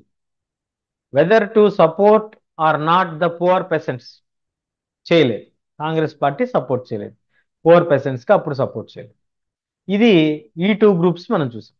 మరి coming to the business classes, how did they relate to the civil disobedience movement? Civil disobedience movement కంటే ముందు బ్యాక్గ్రౌండ్లో మనం చూస్తే ఫస్ట్ వరల్డ్ వార్ టైంలో Indian merchants and industrialist have made huge profit. ఎలా వచ్చింది వీళ్ళకి ప్రాఫిట్? ఎందుకు వీళ్ళు ప్రాఫిట్ చేయగలిగారు అంటే, అప్పుడు వరల్డ్ వార్ 1 జరుగుతున్నటువంటి సందర్భంలో బ్రిటన్లో ఉన్నటువంటి ఫ్యాక్టరీస్ అన్నీ కూడా యుద్ధానికి సంబంధించినటువంటి మెటీరియల్ని తయారు చేసేటువంటి ఒక ప్రక్రియలో బిజీగా ఉన్నటువంటి ఒక నేపథ్యంలో మన Indian companies wear call forward to support them. So వాళ్ళని పిలిచి మీరు ఈ తయారు చేయండి అని బిజినెస్ ఎక్స్పాన్షన్కి సపోర్ట్ చేశారు. సో అలా ఎక్స్పాండ్ అయినటువంటి దాంట్లో కొంత వీళ్ళకి బెనిఫిట్స్ వచ్చినాయి. కానీ వన్స్ ఆ వార్ అయిపోయిన తర్వాత కొలోనియల్ పాలసీస్ ఎలా ఉండేదంటే, బ్రిటిష్ కంపెనీస్కి ఫేవరబుల్గా వాళ్ళు డిసిషన్స్ తీసుకునేవారు.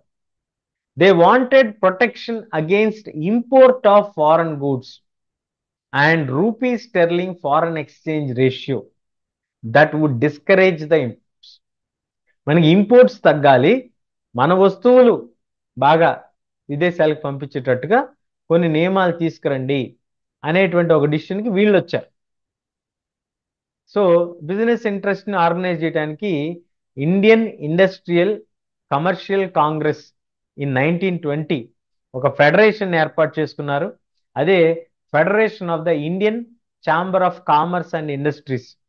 ఇది FICCI ఇప్పటికీ ఉంది. 1927లో ప్రారంభించారు.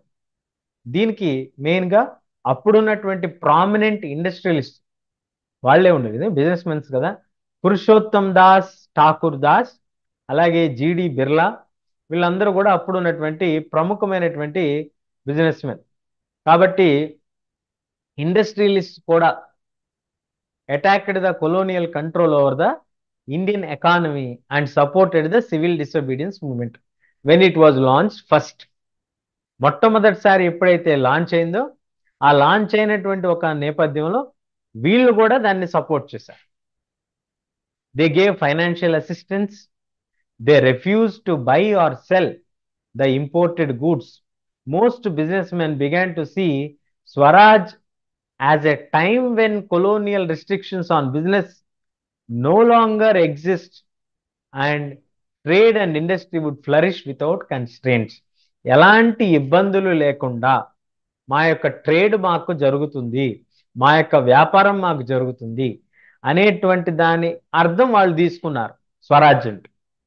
బట్ ఎప్పుడైతే రౌండ్ టేబుల్ కాన్ఫరెన్స్ ఫెయిల్ అయిందో, బిజినెస్ గ్రూప్స్లో యూనిఫామ్లీ ఎంతూజియాస్టిక్ గ్రూప్స్ తగ్గిపోయింది. కొంతమంది సపోర్ట్ చేశారు, కొంతమంది సపోర్ట్ చేయలేదు. Somewhere apprehensive of the militant activities, కొంతమంది వరీడ్, ఎందుకంటే రేపు మిలిటెంట్ యాక్టివిటీస్ పెరిగితే అది ప్రలాంగ్ అయ్యి బిజినెస్ కనుక డిస్రప్ట్ అయితే మనకు ఉన్నటువంటి లాభాలు కూడా తగ్గిపోతాయి. అలాగే growing influence of socialism members Congress పార్టీలో పెరుగుతున్నారు. రేపు పొద్దున్న రష్యాలో వచ్చినటువంటి విప్లవం లాంటిది వస్తే అది మనకు కూడా ప్రమాదంగా ఉండొచ్చు. ఇట్లాంటి రకరకాలైనటువంటి భయాలు, ఆందోళనలతో వాళ్ళు కూడా సెకండ్ టైం అంత ఎంతూజియాజం చూపించలేదు. So industrials, working class, they did not participate in the civil disobedience movement in large number. వీళ్ళైతే ఏకంగా అసలు ఫస్ట్ నుంచి కూడా పెద్దగా యాక్టివ్గా పార్టిసిపేట్ చేయలేదు, ఎక్సెప్ట్ ఇన్ నాగ్పూర్లో తప్ప ఎక్కడా కూడా సీరియస్గా పార్టిసిపేట్ చేయలేదు. బహుశా అక్కడ ఉన్నటువంటి లీడర్స్ స్ట్రాంగ్ లీడర్స్ అయి ఉండొచ్చు. Industrialist came closer to Congress, workers stayed aloof. దీనికి ఒక ప్రధానమైనటువంటి కారణం ఏంటంటే, ఇండస్ట్రియలిస్ట్ని కాంగ్రెస్ పార్టీ ఓన్ చేసుకుంటుంది కాబట్టి వర్కింగ్ క్లాస్కి మేము దూరం అనేటువంటిది వర్కర్స్ అందరూ కూడా డిసైడ్ అయ్యి they want to be away from it. So they did not participate, selectively adopting some ideas of the Gandhian program like boycotting of their own goods against low wages poor working conditions. కొంతమంది అయితే participate చేశారు, కానీ ఎక్కువ మంది అయితే participate చేయలేదు. ఎలా participate చేశారు? కొన్ని మెథడ్స్, అన్నీ కాకుండా ఫారెన్ గూడ్స్ బాయ్కాట్ చేయడం, ఎందుకంటే మాకు తక్కువ వేజెస్ ఇస్తున్నారు. రైల్వే వర్కర్స్ పార్టిసిపేట్ చేశారు, డాక్ వర్కర్స్ పార్టిసిపేట్ చేశారు, మైన్ వర్కర్స్ పార్టిసిపేట్ చేశారు చోటా నాగ్పూర్ ప్లేటూలో. ఇట్లా కొంతమంది పార్టిసిపేట్ చేశారు, కానీ ఎక్కువ మంది పార్టిసిపేట్ చేయలేదు. దాంతో కాంగ్రెస్ ఈ వర్కర్స్ యొక్క డిమాండ్స్ పెట్టడానికి వాళ్ళు భయపడింది ఏంటంటే, మనం గనక వర్కర్స్ డిమాండ్స్ పెడితే ఇండస్ట్రియలిస్ట్ మనకే ఆపోజిట్ అయిపోతారు అనేటువంటిది వాళ్ళు మెయిన్గా ఫీల్ అయ్యారు. సో అట్లా ఆ డివైడ్ వచ్చేసింది, యాంటీ ఇంపీరియల్ ఫోర్సెస్ అనేటువంటి ఒక డివైడ్ వచ్చేసింది. దాంతో ఇంకొక ఆస్పెక్ట్ ఏంటంటే, civil disobedience movement was a large scale participation of women. ఆడవాళ్ళు విపరీతంగా వేలాది మంది వచ్చి పార్టిసిపేట్ చేశారు. ఇళ్లలోంచి బయటికి రానటువంటి మహిళలు కూడా వచ్చి ఈ యొక్క ఉద్యమంలో పార్టిసిపేట్ చేశారు, ప్రొటెస్ట్ చేశారు, సాల్ట్ తయారు చేశారు.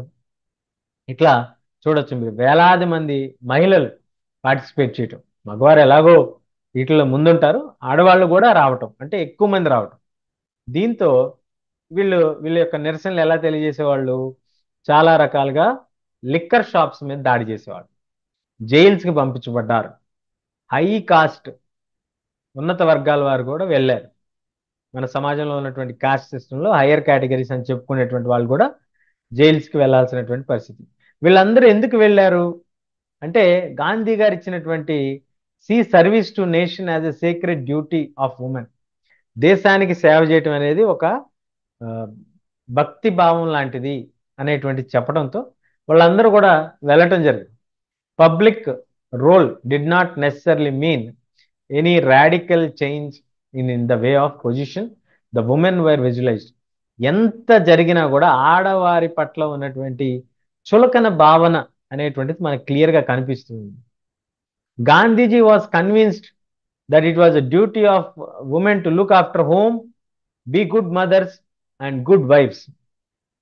మంచి భార్యగా ఉండాలి, మంచి వైఫ్గా ఉండాలి, అలాగే ఇంట్లో పనులన్నీ కూడా చేయాలి అనేటువంటి ఒక ఆలోచన ఆయన కూడా ఒప్పుకున్నట్టుగా మనకు అనిపిస్తుంది. ఇది వాస్తవం కాదో మనకి తెలీదు, సబ్జెక్ట్ టు కరెక్షన్. కానీ చాలా కాలం పాటు ఆడవాళ్ళని కాంగ్రెస్ పార్టీ లీడర్షిప్ పొజిషన్లో ఇవ్వటానికి కూడా వాళ్ళు ఒప్పుకునేవాళ్ళు కాదు. It was only on their symbolic presence. వాళ్ళు ఒక చిహ్నంగా ఉన్నారు తప్ప వాళ్ళని ఎక్కడా కూడా యాక్టివ్ పొజిషన్స్లో ఇన్వాల్వ్ చేయలేదు. So limitations of the civil disobedience movement. ఒకటి, Swaraj untouchables call themselves as Dalits. దళితులని పిలువబడేటువంటి వాళ్ళు, లోవర్ కాస్ట్గా పిలువబడేటువంటి వాళ్ళు, వీళ్ళకి కాంగ్రెస్ పార్టీ కంప్లీట్గా ఇగ్నోర్ చేసింది. వీళ్ళని, వర్కర్స్ని ఇగ్నోర్ చేసింది, పెసెంట్స్ని ఇగ్నోర్ చేసింది, వీళ్ళని కూడా ఇగ్నోర్ చేసింది.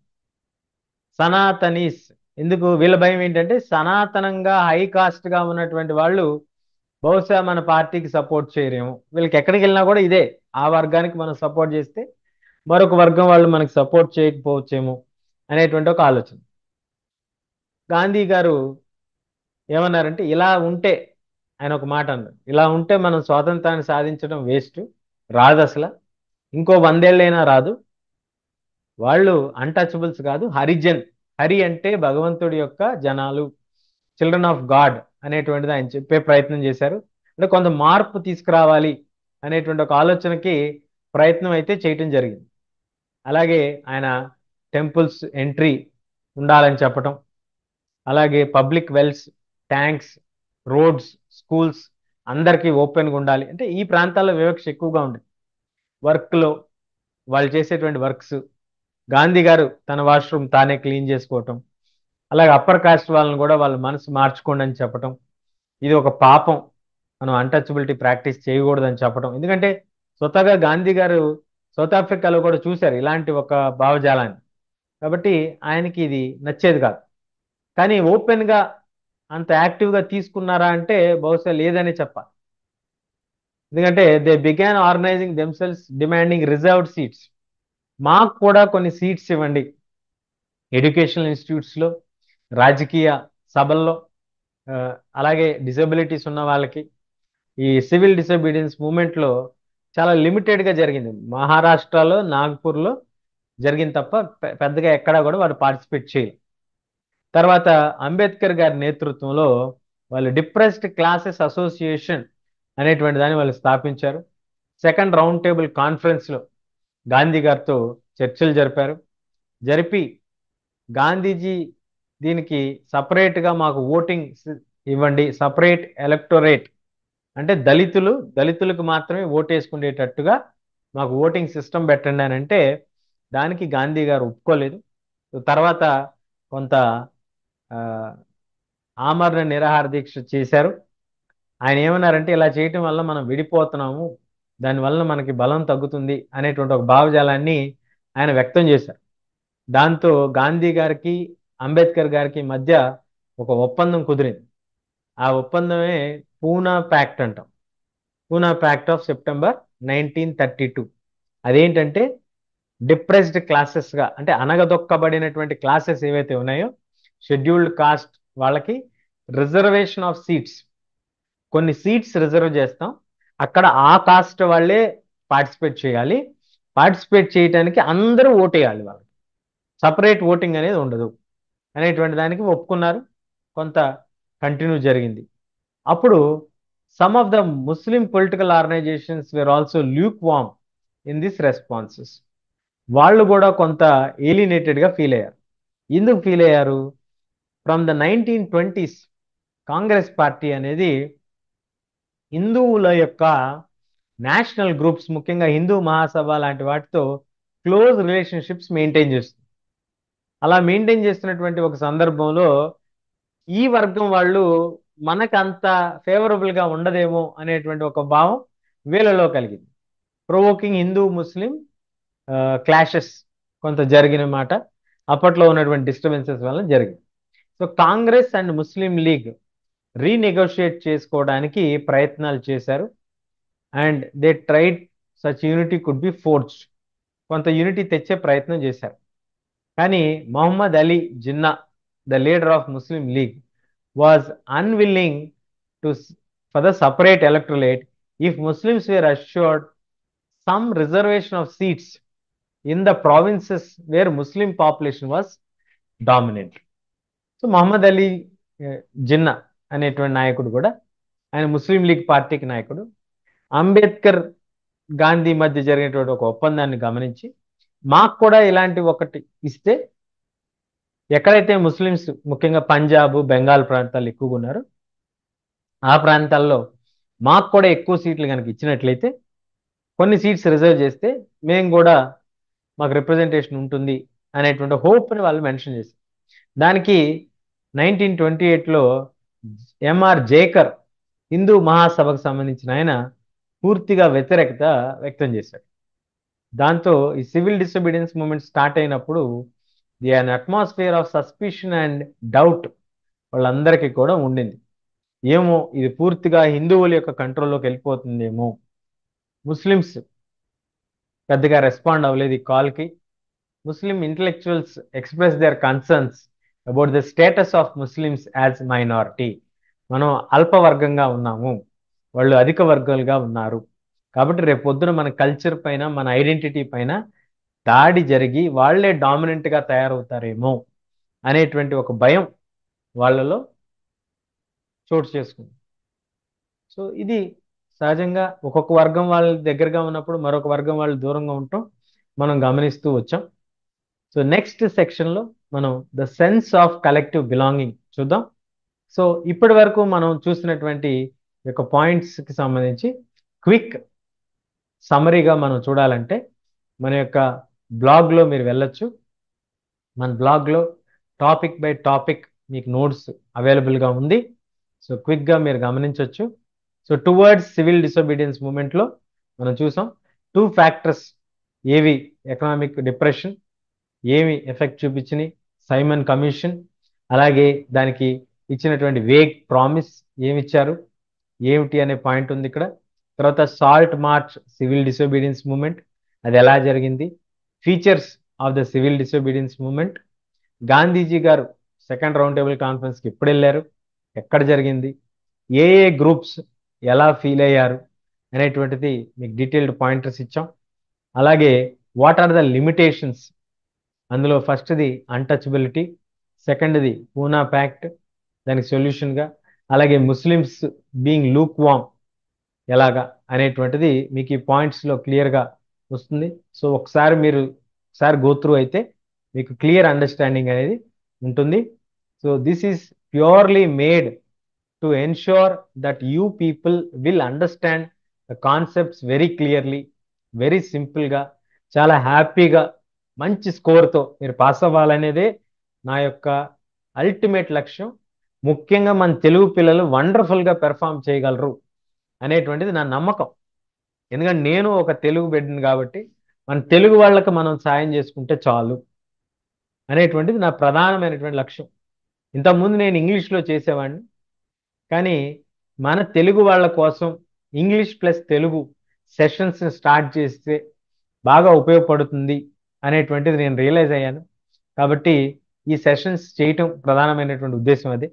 కాబట్టి దయచేసి అందరూ కూడా సబ్స్క్రైబ్ చేసుకోండి మీ ఫ్రెండ్స్కి, అలాగే మీ ఈ గ్రూప్స్లో ఎవరైనా